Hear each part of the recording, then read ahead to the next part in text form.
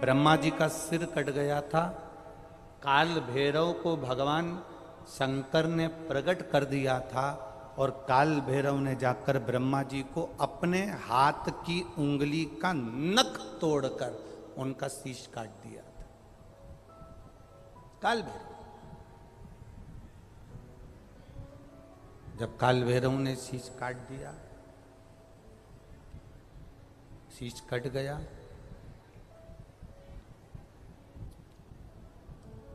भैरव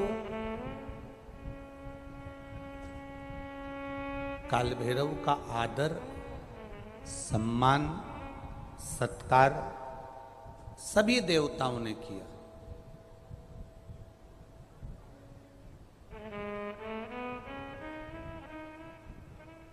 भैरव क्षेत्र का देवता होता है। भैरव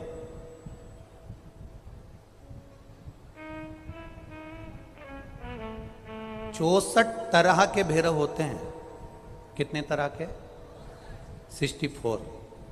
64 तरह के भैरव होते हैं और 64 तरह के भैरव, जितने भैरव होते हैं उतनी भैरवी होती है, क्योंकि शिव के साथ शक्ति जरूरी है, भैरव के साथ भैरवी जरूरी है, क्योंकि भैरव शंकर भगवान का एक अंश रूप है, क्योंकि शिव ने उसको प्रकट करा।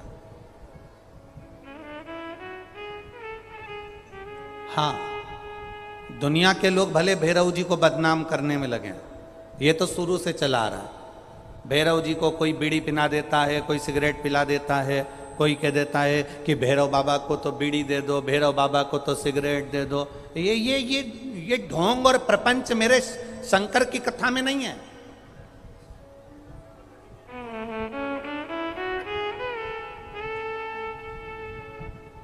शिव का एक अंश है भैरव। काल भैरव जो प्रकट हुआ वो शंकर भगवान का एक अंश है।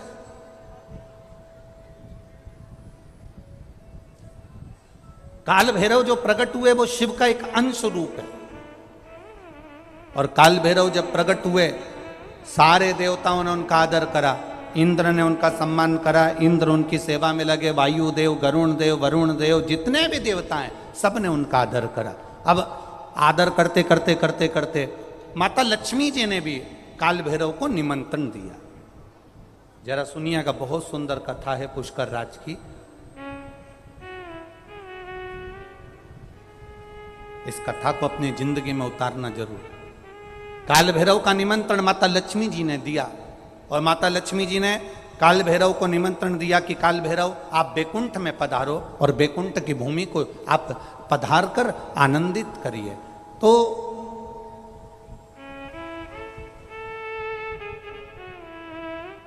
काल भैरव का काम क्या है? काल भैरव का कार्य क्या है? ये यहाँ राजस्थान की भूमि पर तो वैसे भी भैरू जी के मंदिर बहुत है।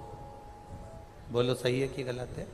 और पूरी दुनिया में जितनी भी, पूरी भारत की भूमि पर दुनिया के लोग कहीं पर भी लें, कहीं पर भी रहें, पर भैरू पूजने के लिए हमारे राजस्थान में आते जरूर हैं। भले वो कभी भी आए, पर राजस्थान में आकर भैरू पूज कर जाते ही हैं।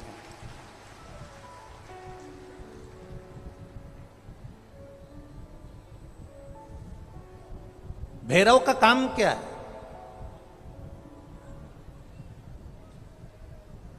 शंकर भगवान ने क्या केवल एक ब्रह्मा जी का सिर काटने के लिए काल भैरव को प्रकट करा?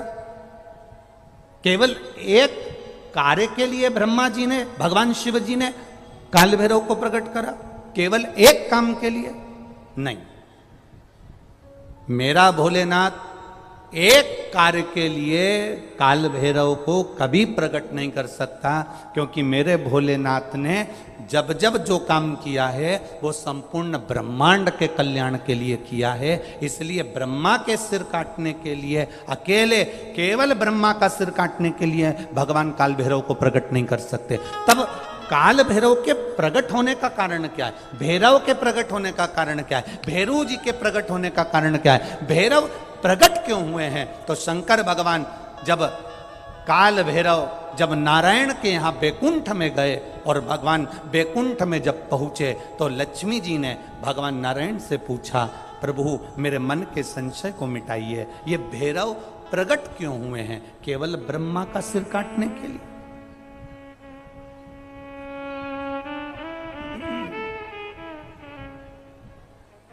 क्या ये ब्रह्मा जी का सिर काटने के लिए प्रकट हुए? आखिर भैरव प्रकट क्यों हुए? केवल एक ब्रह्मा का सिर काटने के लिए? भगवान विष्णु ने कहा नहीं, केवल ब्रह्मा का सिर काटने के लिए काल भैरव नहीं प्रकटे।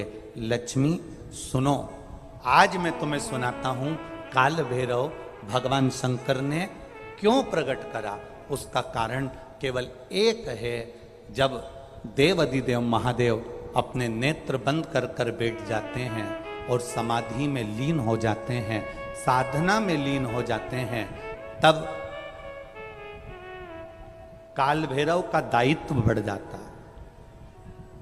भैरव का दायित्व बढ़ जाता है। और भैरव का क्या दायित्व बढ़ता है?